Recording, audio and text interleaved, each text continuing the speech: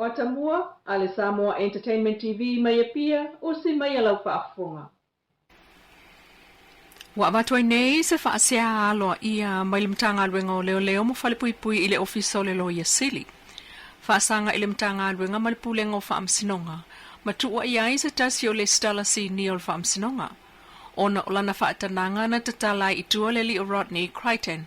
O tua ia i fuala au whaasaina na avatua i tutonu le masina o te semo le lua o ruatasi. O le mta upule na tusia tua le sui komisina, le sunga au apa au longo i tino Filipo ile lo ia sili, le sunga sua Helena Warwick, ile aso se fulo Januari lua o lua. O le ali ile olo tua ia, wa toyo o atu nei ila lo le vaingale o leo. Ai le tusia au apa au o ta wai ele o le taimi mua leo wa mai ta wina i lape ile vao le stala o ta wailunga ma leo. Ma whai ai loa se fituna inga ma le mtanga aluenga o whaamsinonga e whaasa ai o na tue whai ai le stala lea ni mata upu tau i tangata o lo o maasalo mia i tua inga tau whala au whaasa ina.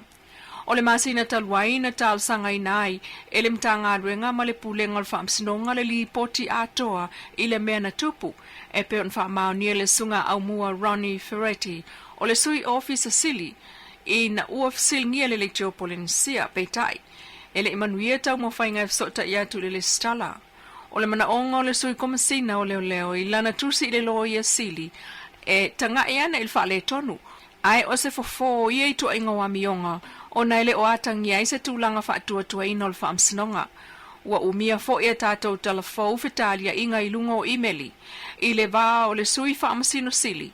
Justice Vili Clarence Nelson, ma le pulenga o le whaamsinonga, ina ua tusi atu iai, le sui komisina o leo, papali i Mona Lisa tia iketi, i le masina o te sema.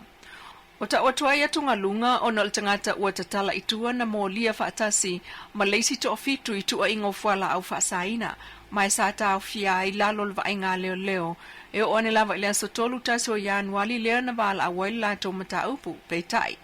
Na mapuna ane le ingoa Crichton i le lisi o te sema lua, mō mata upu vala awal whaamsinonga, ma alua tuaile le stala o tua ia le tatala i tua, Mr. Crichton.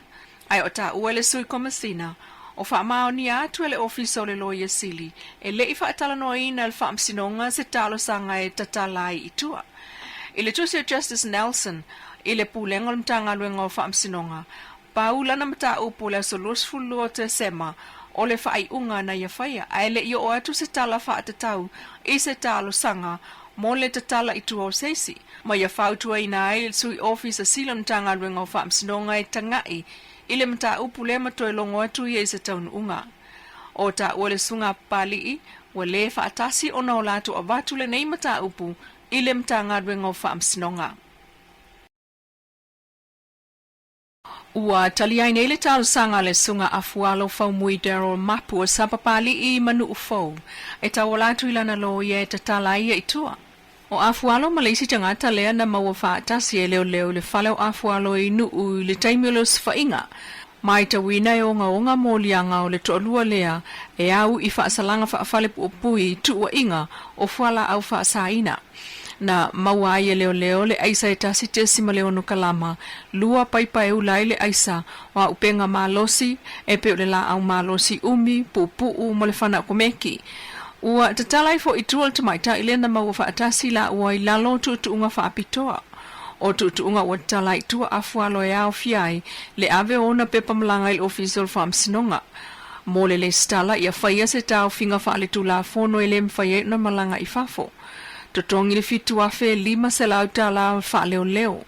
Ua whaasa fo na fsota ia tupe whaao ngā fsota inga televave e fsota ia i le tamaita i o moli a whaatasi la ua ma moli mau. Ma ia saini le ofisa leo ia so lua ma so tofi. Wa tofa e toe val au mta upul nei le fitul masina fo mati e tali ai i molianga whasanga ia te ia. E iwa matanga ruenga le malo leo lo so longa le leipea al whaatinonga o lato ngā ruenga. E au noa mani officer Sili po ni Chief Executive Officer CEO Vili taimi nei. Ina ua wha malo lo isi, ua umakon kalatea isi, ai lo ave livi le isi vaenga. E au fia ili mtanga ruenga o tupe, mtanga ruenga wa o ngata longa maa nganuu, o le mtanga ruenga o ngā ruenga tele, mtanga ruenga o sota inga, Tanga luenga o tinam tamai tai manga so tai. O le mtanga luenga o la fonga matupe maua. O le mtanga luenga o leo leo. Ai o le pulenga o tulisi, ave livi, ma le mtanga luenga o le soifua maloloina o lo ave fo ilivia le ofisili. Ai o se toe wha maninonga e le fionga le pale mea, fia me na o mi mata afa, o kona kalatea o ofisa sili wa mai ataimi. Isi o CEOs o le mtanga luenga o ngaluenga. O le mtanga luenga o sota inga ma tulanga wha teknolosi. O ofisa ne, ua mai ala tu kon kalate. Mai sa papeo na yaise pepa na mai ile pisasi. Le komisi e pulele au whenga luenga le malo.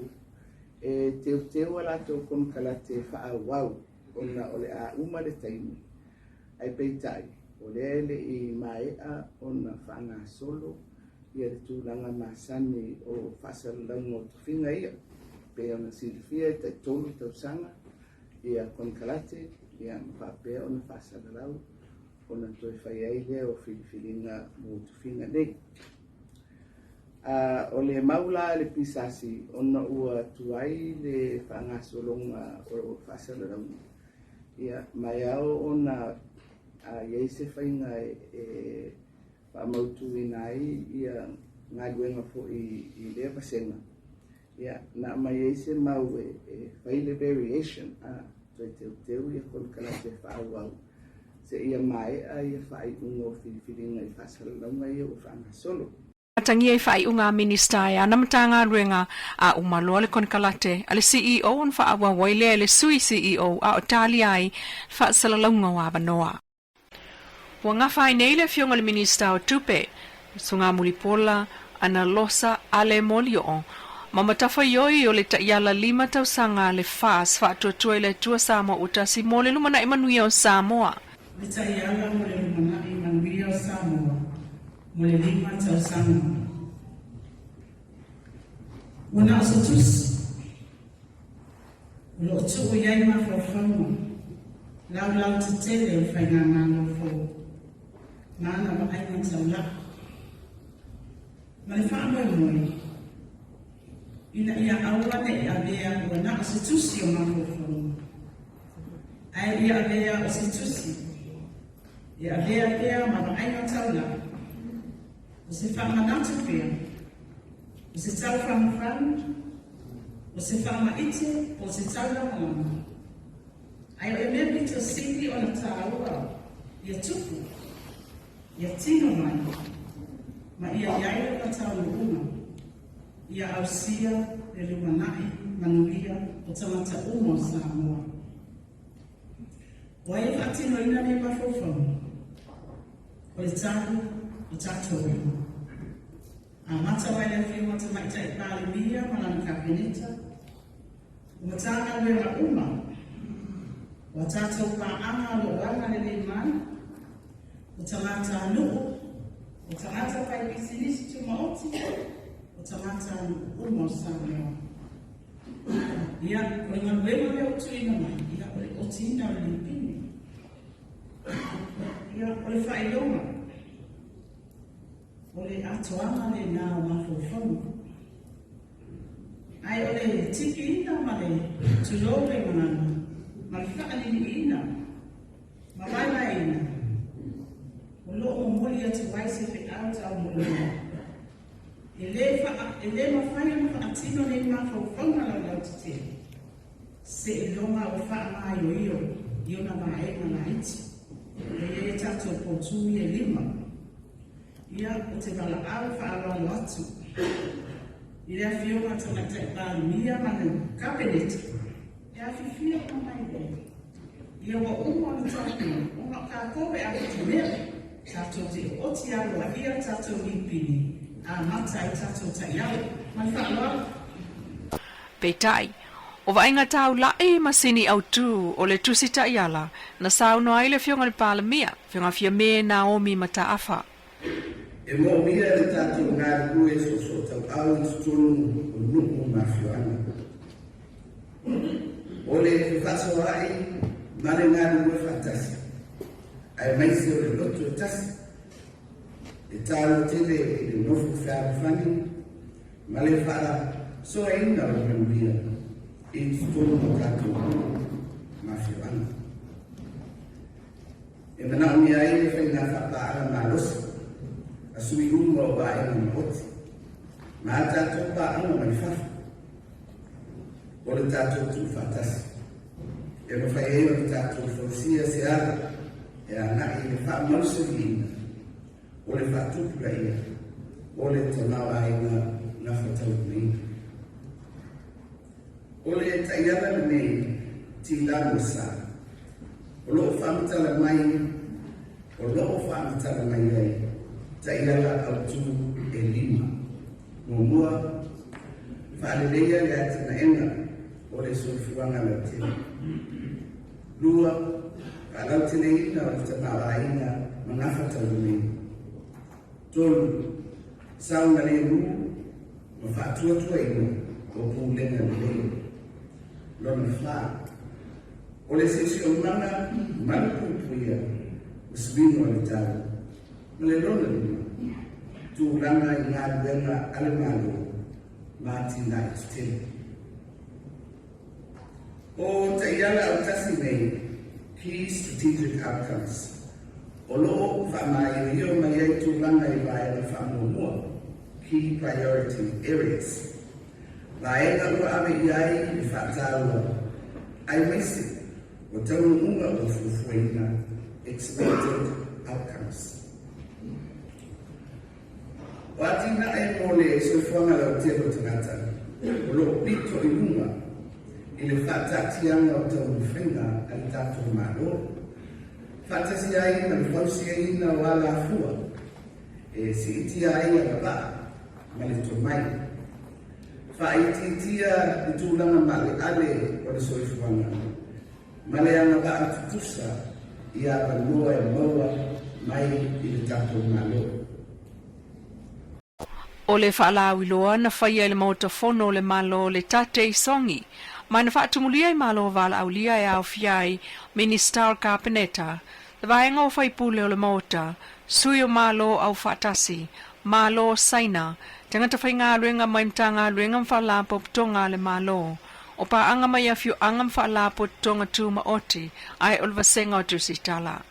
O le tautupe le kalesia whaapoptonga Kirisiano Samoa le sunga me le pone isara na whaala ei awina le au fia i le upufi le mu. Asia wai te ai ona. Tanga mana mana. A tunu le tua iuna e alue, ka lai o fina naloi ni nefa. Ai musu, sola i kasesa. Pa angi le tulimatala, lafo e i lalo sami foro le. Sala mole i lona, toi maua le anua whaanua, i lalo toi whatanua fina naloi le tua. Ia la waru langa, ia ao mai malaia, toi whaasu waso. Nau mai yori malaia mai le tua. Mita, ele yo. O sala mo tangata. O sala mo ai yori le tua. O le tau hu, e malaia na foro ai. E mafua angane na le tau yori. O le sui officer sili o le matanga luenga o tupe le sunga lei a taua le taua Henry Arching na whai mafofonga o le porkalame. Ma whaafta iai le fionga le palamia fia mena o mimta afa le fionga le minista o tupe ai o le malo ta penanga o le taiala mo le lumana i manuia o Samoa. Lau Samoa Entertainment TV ma se wha o pōponga ai wha soifuia.